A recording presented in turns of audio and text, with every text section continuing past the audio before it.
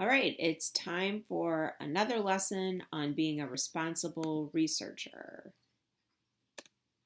Today we're focusing on using MyBib, which is a citation manager that all of us can use for making our bibliographies. So we are going to start by going here to mybib.com, and this is what it should look like when you get onto it.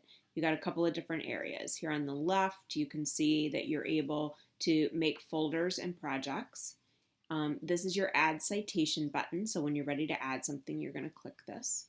This is where you're going to make your account if you don't already have one. All you got to do is use your email. It doesn't matter if you use your school or your just home email. It's up to you. And this area right here is where you're going to select what style of bibliography you want. And really everybody should go down here to where it says ML8 and select that and then say save. All right, so we're going to start by naming our first folder.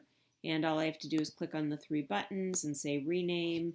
This is going to be my science current event. And so now I have basically made a folder for all of my citations. So I'm going to say add a citation. The first one that I want to look at is I want to look at a Newsella article. So this is considered a newspaper article. And there's going to be a lot of cutting and pasting here.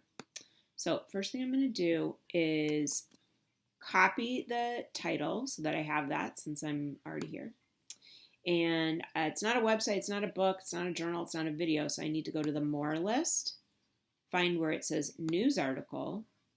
And now I'm going to go where it says Enter Manually because it's not going to find a PDF for me.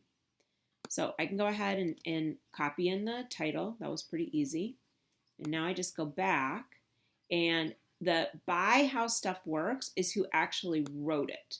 So I'm going to copy and paste how stuff works, go back to my bib, and I'm going up here to where it says article author.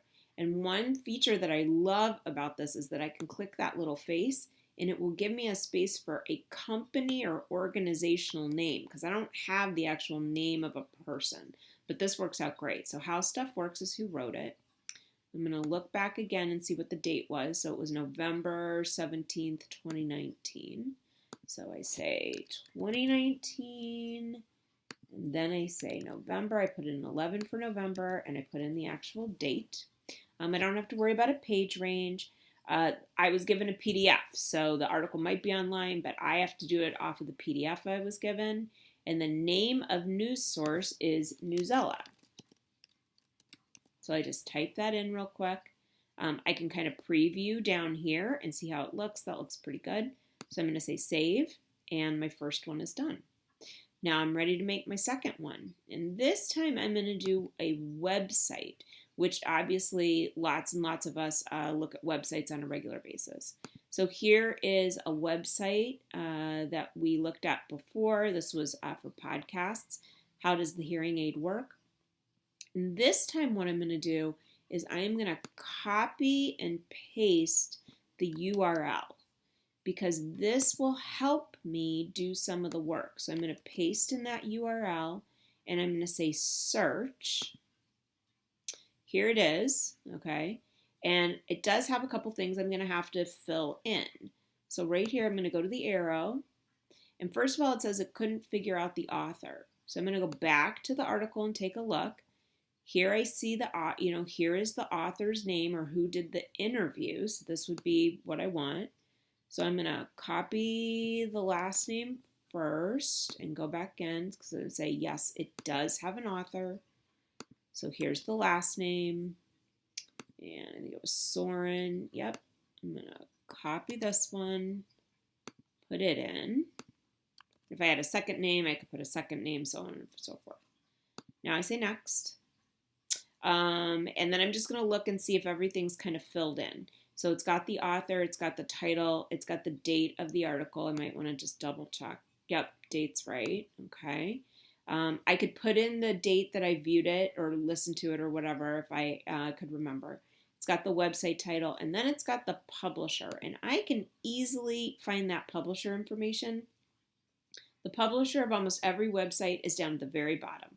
So here it is, University of Cambridge. So I'm going to put that information in, and then I'm going to be pretty much done.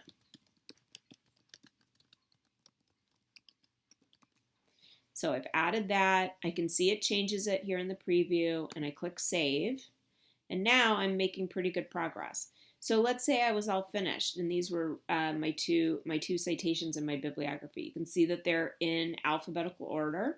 So I'm going to say Download Works Cited. I can add it to my Google Drive. I can print it out. I could email this to myself. And I think the easiest thing to do if you're doing like a slideshow is just to do copy and paste.